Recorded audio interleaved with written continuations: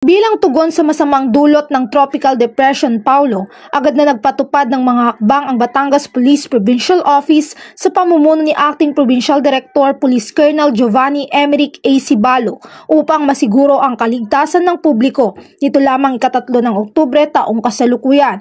Inatasan ni Police Colonel Sibalo ang lahat ng unit kabilang ang mga city at municipal police station, gayon din ang mga mobile force companies na paigtingin ang kanilang kahandaan at operasyon sa pagtugon sa kalamidad. Kabilang sa mga inisyatibong isinagawa ng kapulisan ang pagbibigay ng libreng sakay ng mga na-stranded na pasahero, pagsusuri at pagmamanman sa antas ng tubig at mahigpit na koordinasyon sa mga Municipal Disaster Risk Reduction and Management Office at sa Philippine Coast Guard. Nagbigay rin ng mga otoridad ng tulong at seguridad sa mga evacuation centers at sa mga isinagawang rescue operations sa iba't ibang bahagi ng lalawigan. Ang mga hakbang na ito ay patunay ng dedikasyon ng Batangas PPO na protektahan ang mamamayan at tiyaking maagap at maayos ang pagtugon sa gitna ng sakuna.